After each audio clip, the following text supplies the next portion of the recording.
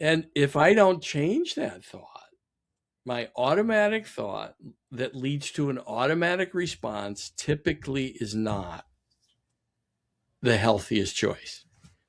Yeah, I'm going to nitpick for a moment. This is something Sure, my clients and podcast listeners hear me say all the time. sure, You summed that up beautifully. I would sub one word. I would sure. say we're programmed with reactions, that Yeah, unconscious autopilot, automatic. And the reason I nitpick the word is because our goal is to shift from unconscious reaction, that autopilot, to conscious response. yeah, And the only I difference, agree. aside from the subtlety of my nitpicking of word choice, is a moment of pause. That pause, however, is the powerful opportunity to come back online and to choose different. You want a different outcome, you have to choose, think, believe, feel, and do different. That pause creates an opportunity.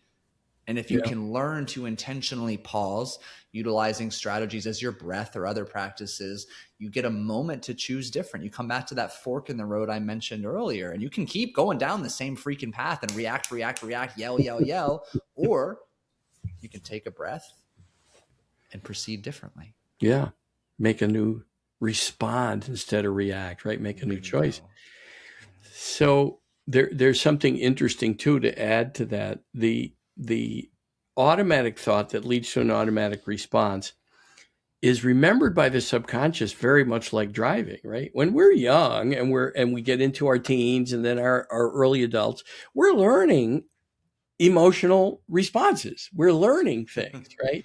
And the brain remembers where the brain has an advantage. It remembers every place we fell, every lack of judgment, every so-called failure, where it perceives it as a failure because we said, "Oh shit, I failed," so we put that in there.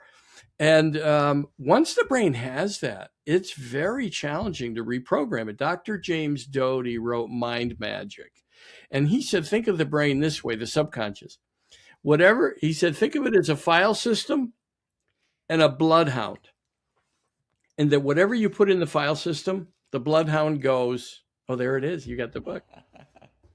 Whatever. I usually buy the book and listen on Audible because this brain probably needs his hypnosis to open up easier. So just fascinating, right? The bloodhound, he said, goes looking for evidence despite any evidence to the contrary. Yeah. Crazy. Yeah. And that's the uphill battle we all face. Yet again, I often come back to this quote: once you accept how hard the challenge is, in a weird, sick, twisted way, it becomes easier because now you're better prepared. Expectations are more aligned with reality. You gain clarity on what the most effective action steps are to take, and you can do the right work to feel and be the best version of yourself. Yeah.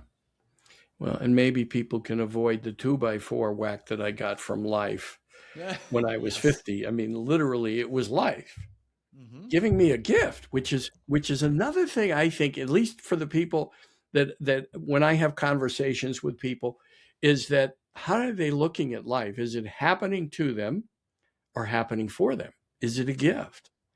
And for the people that it's happening to them, and of course, I tell people, tell me your story, and I can hear the ones, you can hear the ones that are happening where life is happening to them because they have the description. Well, Mary did this to me, and then Sam did this to me, and the last boss did that, and then my partner did this, and yada yada. They've given up their power, and that's where there's a big key, I think, to begin for me anyway, is to what's the gift in this? This is a gift that life is actually for us, as Einstein said. That was one of the biggest questions, right? Is if you think that life is for you or not. I'm paraphrasing because he spent a little more time describing that, but I Just a mean, little. yeah, just a little. So do you notice there's a difference when people approach your work that have that basic mindset that, hey, I know life is a gift and things aren't working right now, and I just want to discover the gift. I want to figure out what I'm missing. Because that could Yeah, define me right now, by the way. it's almost I would say it's a prerequisite. To be called to this type of work, you have some foundation of self-development, personal development work already under your belt. You have this deep inner knowing that you're either meant for more, capable for more, destined for more. You may have even has gone as far of trying doing the journey alone, trying other support sources for help, coaching, accountability. Yet either it hasn't worked or you're just still frustrated, plateaued, stagnant with where you are. And there's a unique blend of openness, readiness, and vulnerability that usually starts to kind of put this type of work on your radar. And you get this, I always say the universe gives you signs that you're on the right path. And if I happen to show up on your path, it typically means you've already done some good work. You're ready for that next up-leveling experience. Yeah. Yeah. There's truly no coincidences. It's God's way of staying anonymous. It's all somehow part of the plan.